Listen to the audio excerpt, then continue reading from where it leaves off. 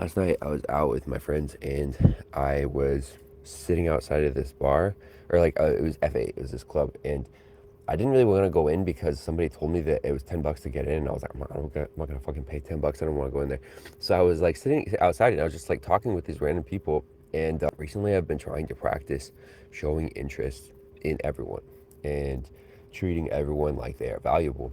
And so there was these two guys talking, they were smoking cigarettes, and one of them was like, I spent some time in prison or whatever. And I think my previous response would have been to steer away from that guy, not because I felt unsafe in the moment, but just because I feel like, I don't know, I've been struggling with the realization that I was raised in a very elitist environment. The people I was around when I was growing up were just very elitist. They really believed that the way that they did things was better than everyone else. And they believed in just keeping separation between themselves and people who they thought did life worse than they did. And so I've been noticing that a lot recently from a lot of angles. And I don't want to steer away from this guy. I actually want to hear his story. So I started asking him about what it was like to be in prison. And it was so interesting. He was like, he described a whole bunch of stuff in a really short amount of time. I'll try and summarize it. He said, they don't feed you a lot in prison.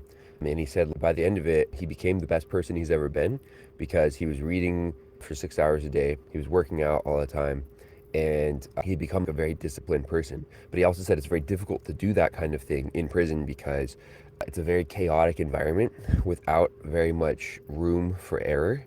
It's very stressful, he said. It's not relaxed at all. You have a lot of free time, but it's not relaxed. He said that there's disproportionate, how do you say, punishment for small crime, which means that you could get your sentence lengthened, and it could be something that's not even your fault. And so it's a really stressful environment. And he said that he feels like since getting out of prison, he's had the experience of being a diamond that is turning back into a lump of coal. And I was just like, whoa, imagine the rigidity and the mental strength you would need to have in order to fucking thrive in prison, or at least be someone. And he said by the time he got out, he was really smart because he was reading all the time, reading 6 hours a day. And he worked really hard. And now, oh my God, oh, dude, I wish I actually got his contact information. I totally spaced about it because I was high a little bit. My friends were leaving really fast. But he said he forages for mushrooms full time as his job. He said he goes out and he finds mushrooms and sells them to restaurants. That's his job. He said he's got 300 different spots in the woods in different places where he goes out and he looks for mushrooms. And he showed me some pictures of these big ass chanterelle mushrooms, which I don't know much about culinary mushrooms, but they looked beautiful. And it was really cool and interesting. I was like, wow, that's like a really interesting story.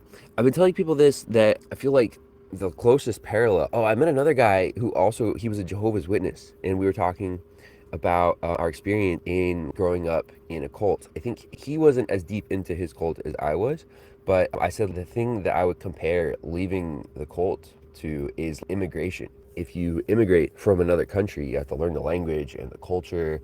You have to you probably also learn a new career. And it's been that big of an upset in my life. I think it's easily costing me probably 5 or 6 years to adjust to leaving the cult.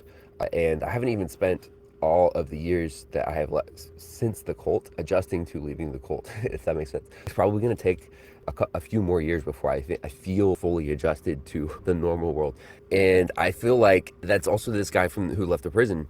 He's probably also got a very similar story. He didn't say why was in prison, but it's probably the same thing. After being in prison for a long time and then getting out, it's probably just you have to adjust back to the real world. And I'm sure it's just like a giant fucking millstone around your neck. It's like, I heard this story once a long time ago where there's this guy, he did something bad, and these people tattooed a tattoo on his forehead that says low impulse control.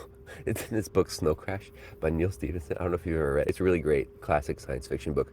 A lot of people in Silicon Valley read it because it's a classic picturing of what a high-tech future could be like in a realistic way.